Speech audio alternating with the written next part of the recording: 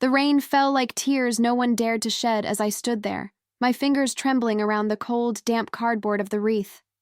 It was supposed to be a simple funeral, just family, a few old friends, and the hollow echoes of a priest's words fading into the wind. But then I saw it. A single name, scrawled in shaky handwriting on the white ribbon tied to the flowers, as if someone had carved it into my soul. Ethan.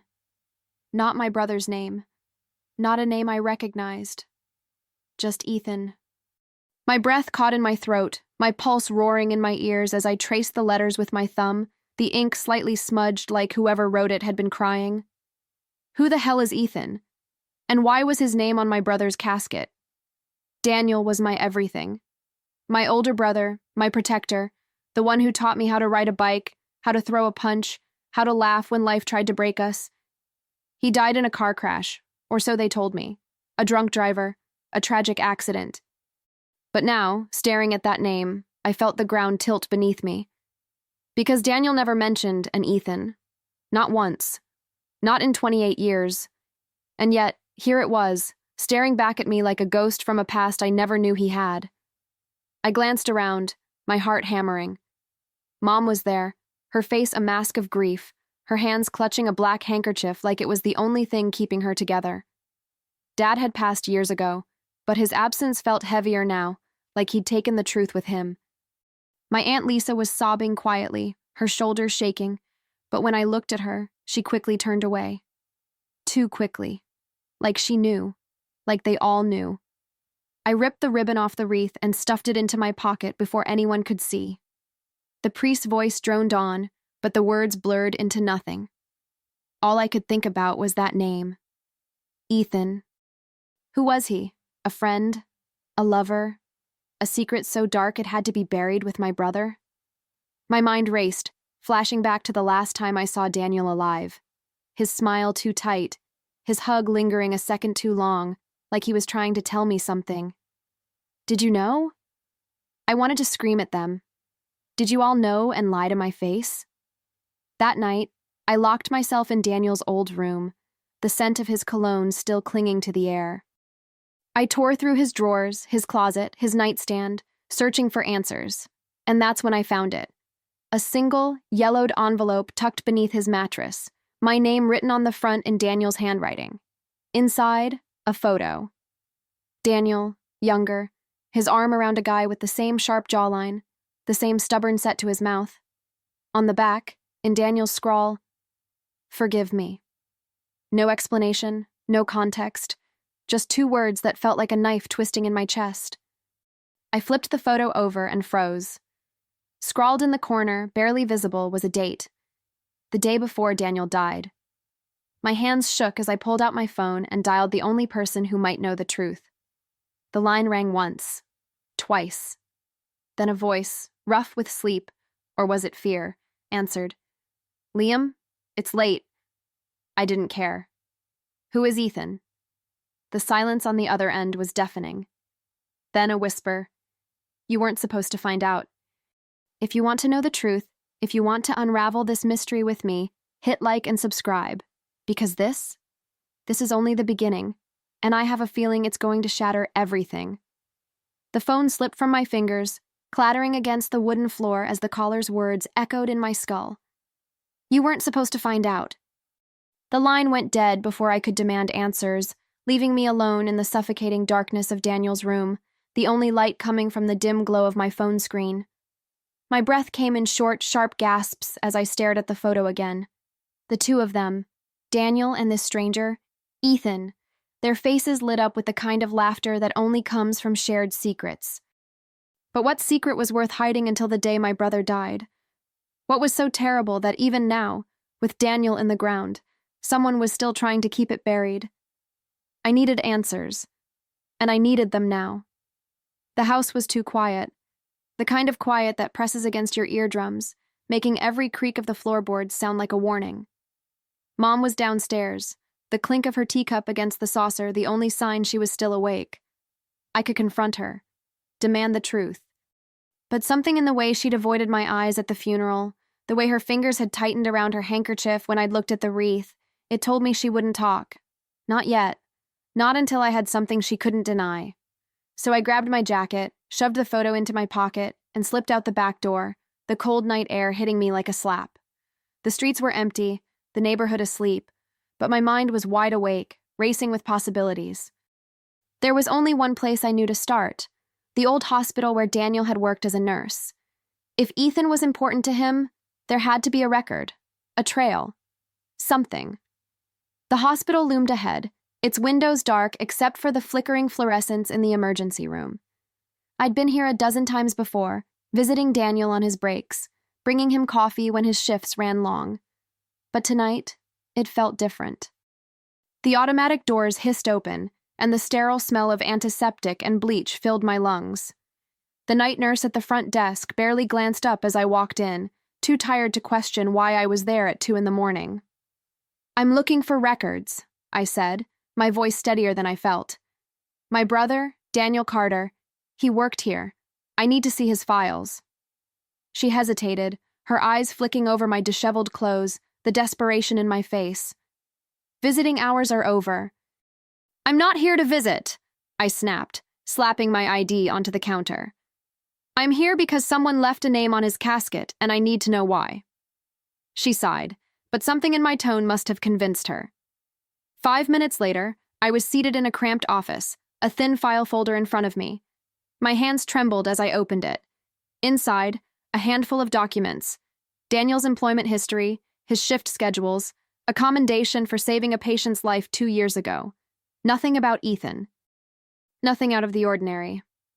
Until I reached the last page, a single incident report dated 6 months before Daniel's death. Patient altercation in room 307.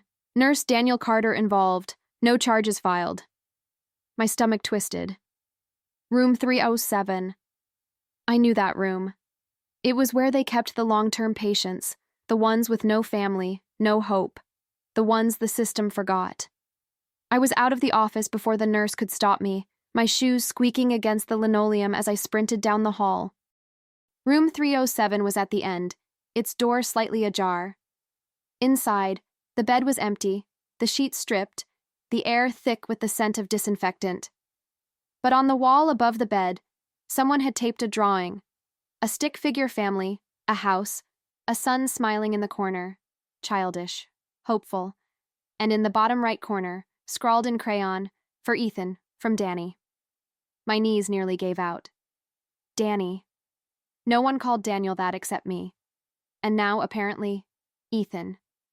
I tore the drawing off the wall and stuffed it into my pocket, my pulse roaring in my ears. Who was Ethan? A patient? A friend? Why would Daniel risk his job for him? I stormed back to the nurse's station, gripping the counter so hard my knuckles turned white. Who was in room 307 6 months ago? The nurse's face paled. "You shouldn't be in here." "Tell me!" My voice cracked, raw with desperation. She swallowed hard. "A boy. Ethan Cole. He was sick. Really sick. Leukemia. Daniel took a special interest in him. Too special, if you ask me." "What does that mean?" "It means your brother broke the rules, sneaking him extra pain meds, staying past his shifts, even bringing him home once when the boy had nowhere else to go." My breath caught. "Home?" She nodded. "Yeah, social services found out. Almost got Daniel fired." "Where is he now?" The nurse looked away. "Ethan? He died a month ago." The world tilted. Ethan was dead, and Daniel had known him. Really known him. The photo, the drawing, the name on the wreath, it all pointed to something deeper than friendship, something like family. But why hide it? Why lie? I didn't realize I was running until I was outside, the cold air burning my lungs. My car was parked crookedly in the lot, and I fumbled with the keys, my hands shaking. I needed to get to Daniel's apartment. If there were answers, they'd be there. The drive was a blur, the streets empty, the city asleep around me. His apartment was just as he'd left it, the dishes still in the sink, his favorite mug on the counter, half full of coffee gone cold. I flipped on the lights and started tearing the place apart. The couch cushions, the bookshelves, the closet. Nothing. Until I reached his desk, The bottom drawer was locked. I grabbed a butter knife from the kitchen and jammed it into the seam, prying until the wood splintered. Inside, a stack of letters, all addressed to Daniel in the same shaky handwriting. I ripped open the top one. "Danny, I don't know if I'm going to make it, but I need you to promise me something." The words blurred as my eyes scanned the page. Promises, secrets, and then at the bottom, a name. "Your brother, Ethan." My vision swam. Brother. Daniel had a brother? No, that wasn't possible. Mom would have told me. Dad would have... Dad. A memory flashed. Dad's face twisted in anger, his voice a low growl. "Some mistakes can't be fixed, Daniel. You hear me? Some doors should stay closed." I'd been 10, hiding at the top of the stairs listening. Daniel had been 16. What had he done? What had Dad done? The next letter was dated a week before Ethan died. "They found a donor match, but it's too late for me. Make sure she knows the truth. Make sure she knows I forgave her." She. Who was she? Mom? My hands were slick with sweat as I reached for the last letter. The paper was thin, fragile, like it might crumble in my fingers. "Danny, if you're reading this, I'm gone, but you have to keep your promise. Find her. Tell her I loved her. And tell her I'm sorry." No signature, no name, just a single initial at the bottom. M. I didn't hear the key in the lock. Didn't hear the door creak open, not until the light flickered on, and Mom stood in the doorway, her face ashen. "Liam," she whispered, "what are you doing?" I held up the letter, my voice a snarl. "Who is Ethan, Mom? Who is M?" For a second, she just stood there, her eyes wide with something like terror. Then she stepped forward and snatched the letter from my hands. "You weren't supposed to see this."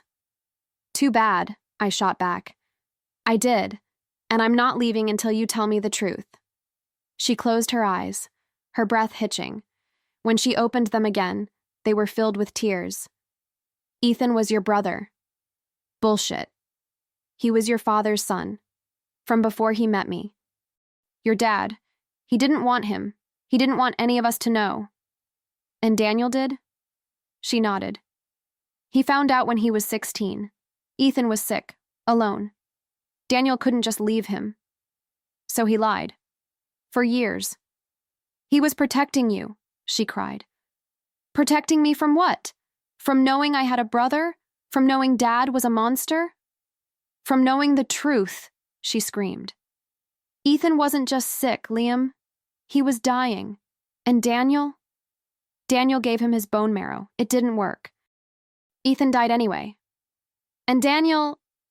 She cut herself off, her body shaking. "Daniel what?" "He blamed himself.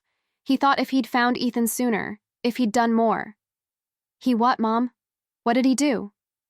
She didn't answer, but she didn't have to. Because in that moment, I knew. Daniel's accident wasn't an accident. It was guilt. It was punishment. And it was all because of a secret our family had kept for too long. The room spun. I needed air. I needed to get out. But as I turned to leave, Mom grabbed my arm, her fingers digging in like claws. "There's more," she whispered. "Ethan had a daughter." "A daughter?" "Yes, and Daniel promised to take care of her." "Where is she?" Mom's grip tightened. "She's with your Aunt Lisa. But Liam..." "But what?" "She doesn't know about any of this, and if you care about Daniel at all, you'll keep it that way." She let go, her hands falling to her sides. Some secrets are better left buried. I yanked open the door and stormed out, the night swallowing me whole. A daughter. Daniel had a niece, my niece, and she was out there, living a lie, just like I had been. I didn't know what to do, didn't know what to think. All I knew was that I had to find her, had to tell her the truth, even if it destroyed us all. The rain was coming down in sheets by the time I reached Aunt Lisa's house, the kind of rain that turns streets into rivers and drowns out the sound of your own thoughts. But nothing could drown out the storm inside my head. A niece. Daniel had a niece. And if Mom was right, she was here, living under the same roof as the woman who'd helped bury the truth for years. My hands clenched the steering wheel so tight my knuckles ached as I killed the engine and sat there, staring at the warm yellow light spilling from the windows. Inside, I could see shadows moving, Lisa probably putting the kid to bed. A normal night. A normal life. Built on a foundation of lies. I didn't knock. I just turned the handle and stepped inside, the scent of cinnamon and lavender hitting me like a punch to the gut. It smelled like Daniel's apartment. Like home. Lisa was in the kitchen, her back to me, humming softly as she washed dishes. She turned when she heard the door, her smile faltering when she saw my face. "Liam, what are you doing here so late?" I didn't answer. I just walked past her, my boots leaving muddy prints on the clean tile, and headed for the stairs. "Where is she?" My voice was rough, raw. Lisa's spoon clattered into the sink. "Who?" "You know who." "Liam, wait. Where is she?" She flinched at the venom in my tone, then sighed, wiping her hands on her apron. "Upstairs. Second door on the left. But Liam, you can't just..." I was already taking the steps 2 at a time, my heart hammering against my ribs. The door was cracked open, just enough to see a small figure curled up in bed, a nightlight casting a soft glow over her dark hair. She was tiny, couldn't have been more than 7 or 8, her cheeks still round with baby fat, her lashes long against her skin. A book lay open on her chest, Charlotte's Web, the pages worn from use. For a second, I just stood there, frozen. She looked like Daniel. Same stubborn chin, same way of scrunching her nose when she slept. My throat tightened. This was his. This was mine. Then she stirred, her eyes fluttering open. They were Daniel's eyes, hazel, flecked with gold, the kind that made you feel like they could see straight through you.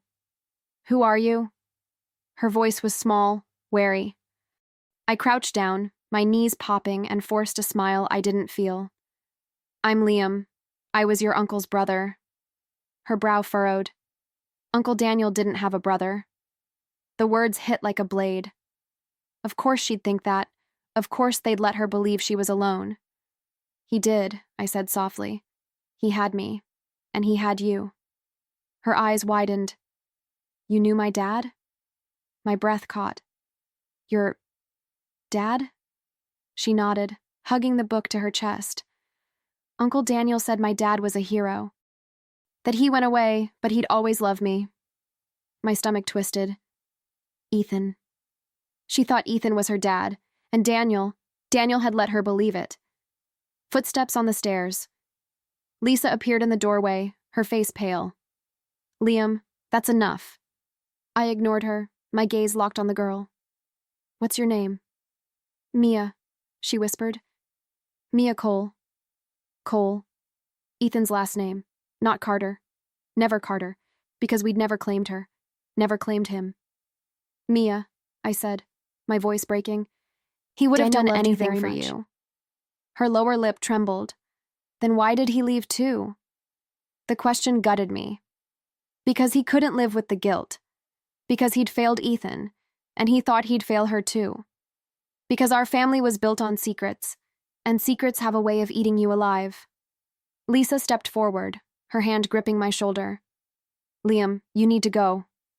"No," I snapped, shaking her off. "She deserves to know the truth." "What truth?" Mia's voice was barely a whisper. I opened my mouth, but the words stuck in my throat. How do you tell a child her whole life is a lie? That the man she thought was her father was actually her uncle?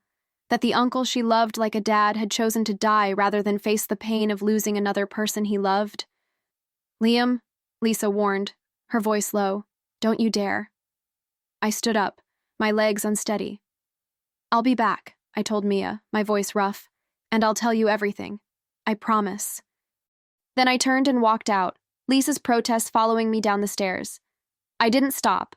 I couldn't. Because if I did, I'd scream. I'd break something. I'd break her. The drive back to my place was a blur of red lights and blurred street lamps. My mind raced, piecing together the fragments, Daniel's letters, the wreath, the way Mom had flinched when I mentioned Ethan. There was more. There had to be. And I knew where to find it. Daniel's old storage unit. The one he'd rented after Dad died. The one he'd never let me near. I'd teased him about it once. "What, you keeping a body in there?" And he'd gone dead silent, his face draining of color. "Some things aren't yours to know, Liam." That was the day he started pulling away. The day the secrets became too heavy. The storage facility was a grimy concrete block on the outskirts of town, the kind of place people rented when they had something to hide. The manager, a balding guy with a permanent scowl, barely glanced up from his phone when I walked in. "Need access to Unit 12B, I said, slapping Daniel's keycard on the counter. "Name's Carter." He grunted, scanned the card, and tossed me a key. "You got till midnight. Don't steal nothing." The unit smelled like dust and old paper, the air thick with the weight of forgotten things. I flicked on the overhead light and froze. Boxes. Dozens of them, stacked to the ceiling, all labeled in Daniel's neat handwriting. Medical records, Ethan's things, Mia, do not open. My hands shook as I tore into the first box. Inside, a stack of hospital bills, all stamped paid in full, the dates matching the timeline of Ethan's illness. Daniel had paid for everything, every treatment, every test, every desperate last chance. And then, beneath the bills, a folder. Thick, bulging with papers. I pulled it out and flipped it open. The first page was a birth certificate. Mia Carter Cole. Mother, unknown. Father, Ethan Cole. My breath hitched. Carter.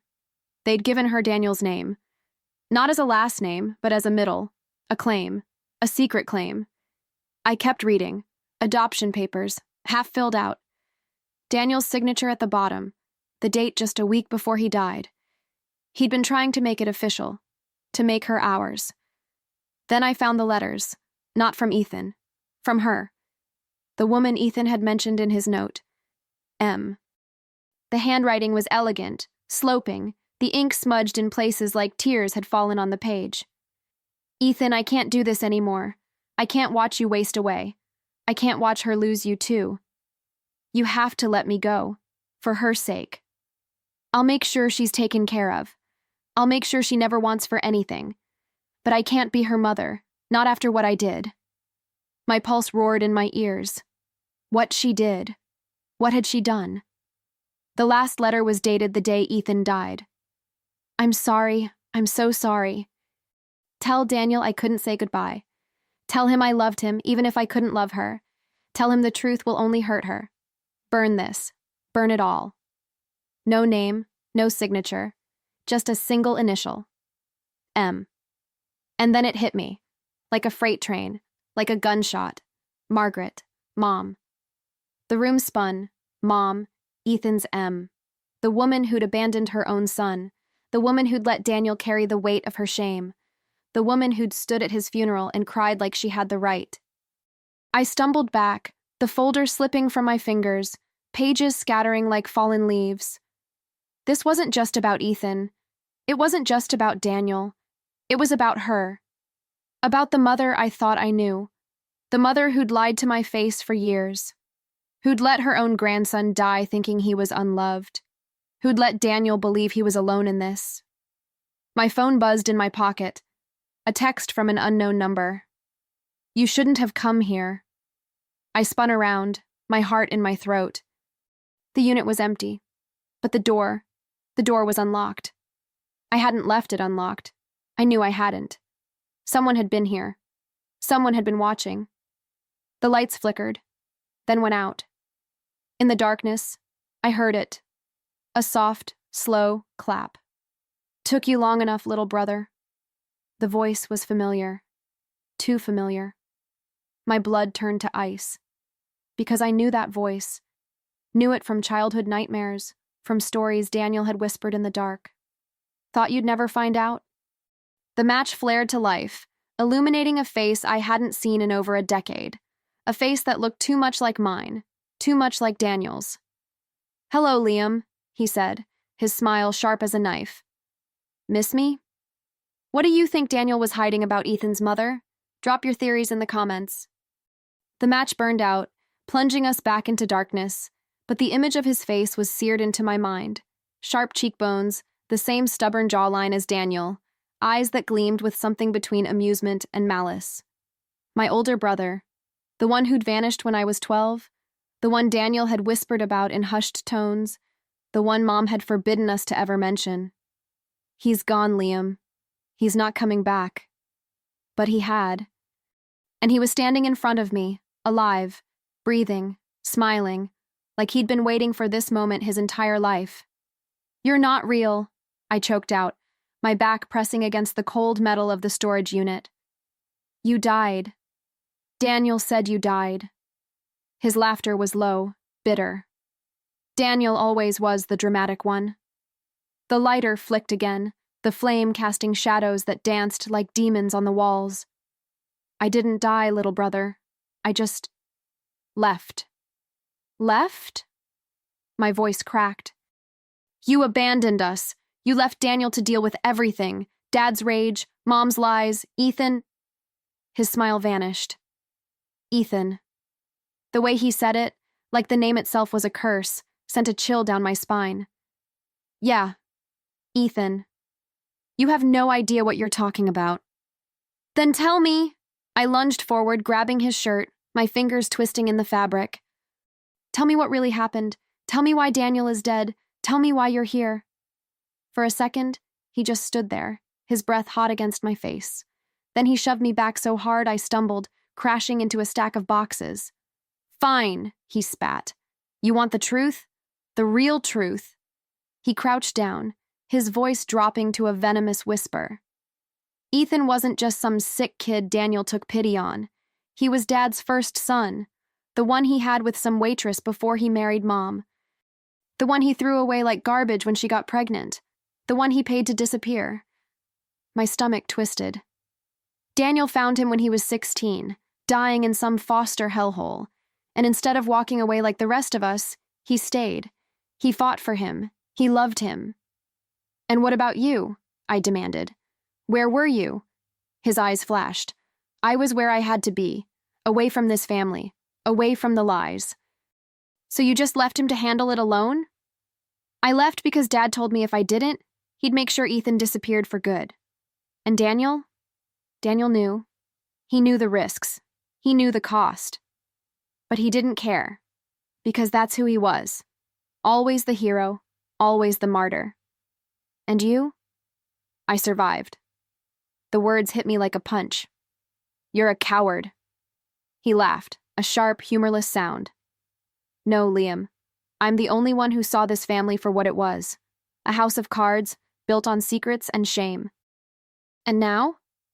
He gestured to the boxes, the letters, the life Daniel had tried to piece together. "Now it's all falling apart, just like I knew it would." I wanted to hit him. I wanted to scream. But all I could do was sink to the floor, my hands shaking. "Daniel killed himself," I said, my voice hollow. "Because of this. Because of you." "No," he said softly. "He killed himself because he couldn't live with the truth. Just like Ethan couldn't. Just like she couldn't. She. Mia's mother. Mom." "Bingo!" He lit a cigarette, the tip glowing orange in the dark. "Margaret didn't just abandon Ethan. She abandoned Mia. She gave her up the second she was born, told Ethan she was dead. But Daniel found out, and he fixed it. He brought Mia home. He gave her a life. And your precious mother? She let him. Because it was easier than admitting what she'd done." The world tilted. Mom had another child? She'd lied about Mia being dead? "Why?" I whispered. "Why would she do that?" "Because she's a Carter," he said, like it explained everything. "And Carters don't admit their mistakes. They bury them. And you?" "I'm done burying things." He tossed the cigarette to the ground, grinding it out with his boot. "I came back for one reason, to make sure Mia knows the truth, that she's ours, that she's not some orphan, some charity case. She's a Carter, and it's time she knew what that means." "She's a child," I snarled. "She doesn't deserve this." "Neither did Ethan," he shot back. "Neither did Daniel. But here we are." He turned to leave, then paused. "You gonna tell her, or should I?" "Stay away from her." Or what? You'll protect her? Like Daniel protected Ethan? I'm nothing like Daniel. No, he said, his voice dripping with disdain. You're worse, because you know the truth now, and you still don't have the guts to do what needs to be done. The door slammed shut behind him, leaving me alone in the dark, the weight of everything pressing down on me like a tombstone. I didn't go home that night. I couldn't. Instead, I drove to the one place I knew Daniel had loved more than anything, the old bridge by the river, where we'd go to talk when the world felt too heavy. The water was black and still, the moon casting a silver path across its surface. I sat on the hood of my car, the cold metal seeping through my jeans, and pulled out the photo of Daniel and Ethan. Two brothers who'd never really had a chance. Two brothers who'd loved each other in a family that didn't know how to love back. I thought about Mia, about the way she'd looked at me with Daniel's eyes, so full of trust, so full of hope. She deserved to know the truth, but she also deserved to be happy, and I didn't know if those two things could exist together. My phone buzzed. A text from Lisa. Mia's asking about you. She says you promised her answers. I closed my eyes. I had promised, and I intended to keep that promise. But not like this. Not with anger and blame and a past that refused to stay buried. I thought about what my brother had said. Carters don't admit their mistakes. They bury them. But I wasn't going to be like them. I wasn't going to let Mia grow up in a house of lies. I wasn't going to let Daniel's sacrifice be for nothing. So I made a choice. I drove to Mom's house the next morning, the sun barely up, the world still quiet. She was in the kitchen, her robe wrapped tight around her, her coffee untouched. She looked up when I walked in, her face pale. Liam? We're done lying, I said, my voice steady. To Mia, to ourselves. It ends today. You don't understand. I understand enough, I cut her off. I understand that you let your grandson die thinking he was unloved. I understand that you let Daniel believe he was alone. I understand that you've spent your whole life running from the truth instead of facing it. What do you want me to do? She whispered. Tell her, I said. Tell her everything. And then, we help her. Together. Mom's hands trembled around her mug. She'll hate me. Maybe, I said, but she'll also know she's loved. And that's more than Ethan ever got. More than Daniel ever got, she corrected, her voice breaking. More than you ever got. I didn't argue, because she was right. Mia took the truth harder than I expected. There were tears. There was anger. There was a long, painful silence where she just stared at her hands, like she was trying to memorize the shape of them. But then she looked up at me, her eyes red but clear. So what now? She asked. And for the first time in weeks, I smiled. Now, I said, now we build something real. We buried the past that day, not with lies, not with silence, but with honesty, with pain, with the kind of love that doesn't run from the hard things. And as I stood there, watching Mia place a single white rose on Daniel's grave, I realized something. The truth doesn't always set you free. Sometimes it breaks you.